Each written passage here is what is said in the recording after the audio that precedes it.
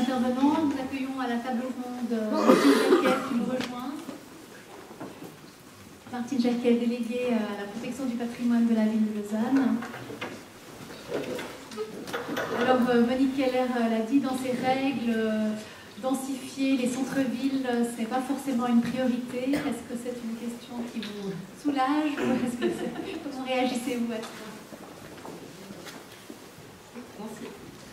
Densifier les centres-villes, c'est effectivement la question à laquelle je dois faire face, la question qu'on me pose et qu'on pose à mes collègues urbanistes tous les jours. Et en fait, je pense que ça met le doigt sur un des concepts qui a été présenté par plusieurs intervenants ce soir, c'est la question de l'échelle de l'intervention. Et c'est vrai que quand on est au centre-ville, on a des interventions à l'échelle de l'objet. C'est celle qui nous préoccupe le plus parce que c'est celle auquel on est confronté tous les jours. Qu'est-ce que ça signifie de gagner du volume, de surélever, d'utiliser des combles par rapport aux valeurs du patrimoine? Ça peut être des objets dommageables, mais c'est aussi la densification à une échelle un peu plus importante, celle du quartier. Nous n'avons pas toujours des outils actuellement. On a des outils techniques, on a parlé de Google Maps tout à l'heure, on peut voir des choses, mais on n'a pas toujours les qualités d'interprétation et de connaissance à cette échelle. On voit les éléments, mais on ne les explique pas toujours. Et ces éléments de compréhension sont nécessaires pour s'appuyer dessus pour un projet. Et puis finalement, c'est effectivement le développement à l'échelle de la ville. Les zones villas, Lausanne on connaît aussi. Mais c'est vrai que la pression sur le centre est une chose importante. Même s'il y a, je pense, un consensus, et ça c'est aussi sorti aujourd'hui dans les éléments, il y a un consensus sur le patrimoine qu'on va conserver. Le patrimoine monumental n'est plus menacé aujourd'hui. Mais c'est effectivement plutôt, je dirais, des entités urbaines qui méritent d'être définies et d'être traitées dans leur ensemble. Voilà ce que je peux donner comme élément de réponse à cette question. S'il y a des questions dans le public.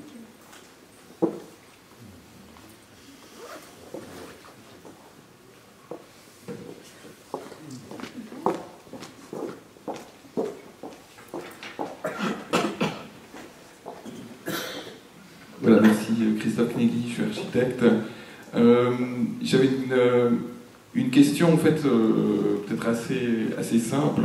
On a beaucoup parlé en fait pour la densification ou pour la densité, il faut planifier. Et puis moi je me pose la question, c'est quelle est la place du patrimoine dans la planification? Parce qu'en fait on se rend compte aujourd'hui qu'on a quasiment systématiquement la question du patrimoine qui intervient après la planification et qui doit être systématiquement en réaction et qui n'est pas moteur en fait d'une planification. Est-ce que le problème n'est pas là? Je sais que Martine Jacquet, vous êtes intégrée au service d'urbanisme et en même temps, j'ai pas l'impression, ou très souvent, j'ai plutôt l'impression que la question patrimoniale n'a pas du tout été prise en compte lors des planifications qui sont faites. Si on prend l'exemple à Lausanne, certains PPA ne tiennent pas compte du patrimoine, le plan général d'affectation encore moins quelque part, puisque c'est justement tout le contraire de ce qui a été dit dans les points abordés, quels sont les points qu'il faudrait respecter pour faire une planification de qualité qui respecte le patrimoine. Et en fait, au niveau typiquement du plan général d'affectation, on a une logique complètement uniforme, on travaille tout le temps de la même manière, on fait du plot partout. J'étais un petit peu surpris par ta réponse, Philippe, sur le quartier. En fait, le règlement à Victor Ruffy, il me semble que c'est le même que sur toute la ville de Lausanne, donc c'est pas très contextuel. Et en fait, cette logique de planification est souvent très générale et ne prend absolument pas en compte le contexte. Et quels sont les outils, je m'adresse à vous Martine Jacquet, quels sont les outils qui sont mis en place à Lausanne pour aller dans ce sens? Alors vous vous adressez à une historienne de l'art et géographe pour vous répondre, et il n'y a pas d'urbaniste de la ville de Lausanne, je suis entourée d'architectes. C'est vrai que c'est une question, je suis certes associée au service d'urbanisme, je crois que c'est des questions auxquelles mon service est parfaitement conscient. La démarche qui est entreprise par la ville de Lausanne actuellement, c'est la révision du plan directeur communal. Et c'est vrai que ça n'est pas une réponse simplement de fonctionnaire que je donne en disant ça, mais c'est vrai qu'il y a eu la volonté donc d'approcher le contexte du développement de la ville d'une manière un petit peu différente, avec un volet patrimoine qui me tient à cœur, qui consiste effectivement à se dégager d'une approche par objet, qui est celle qui nous a été donnée par l'inventaire, pour tenter de développer dans le cadre de la révision du plan directeur une approche par entité, davantage territoriale, par entité à la fois géographique, topographique, urbaine, mais effectivement donner une autre échelle au patrimoine. Forcément, dans la suite logique d'une révision du plan directeur communal, ça aura des incidences sur les planifications. Bon. En l'état, je ne peux difficilement répondre. Moi, je regrette qu'autour de la table, effectivement, il n'y ait pas d'urbanisme, parce que c'est vrai que c'est une question importante. C'est les éléments de réponse que je peux donner maintenant. C'est vrai que le PGA propose une grille de développement et de planification sur la ville qui n'est pas maillée avec les valeurs patrimoniales qu'on a développées aujourd'hui, qui ne sont pas seulement monumentales, comme on le disait, mais souvent identitaires. Et ça, c'est un concept qui me paraît très important, qui a été évoqué plusieurs fois autour de la table tout à l'heure. Et je pense que c'est quelque chose dont on va tenir compte à l'avenir.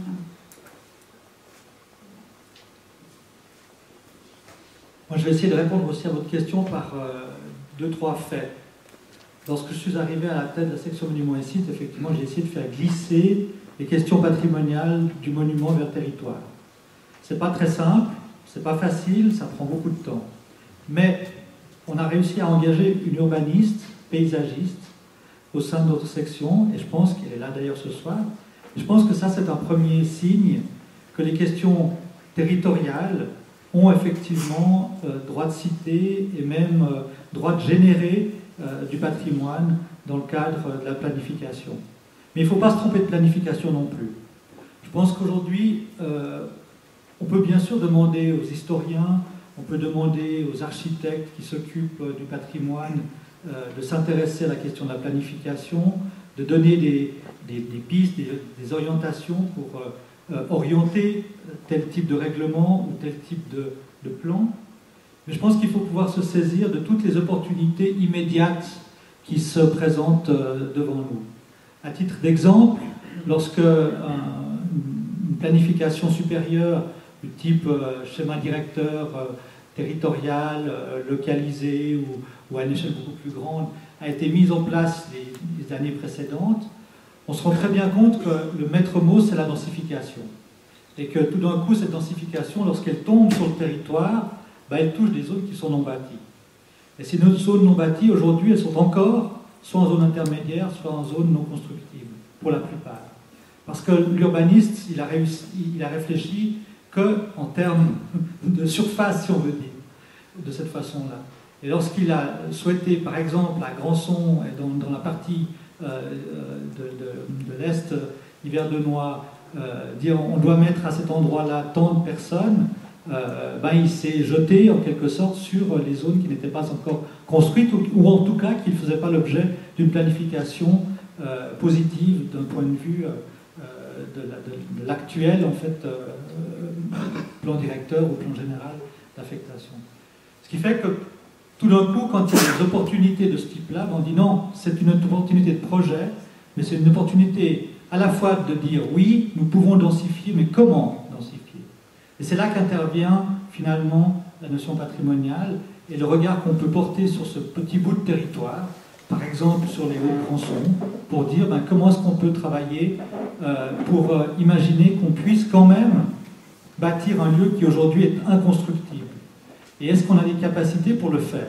Et quelles sont les règles, quels sont les outils et quelles sont les conditions, ça a été évoqué tout à l'heure aussi par Ariane Widmer, quelles sont les conditions qu'on donne pour qu'un projet de densification puisse contenir à ce niveau-là des éléments patrimoniaux, ou en tout cas puisse tenir compte de ces éléments patrimoniaux que sont les ensembles, les paysages, les vues, et évidemment les monuments qui sont autour ou qui composent ces lieux. Mais ça existe, ça vient, mais il faut être opportuniste, je pense.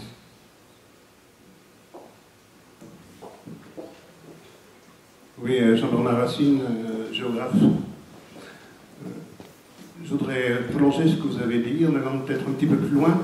On a parlé de l'âme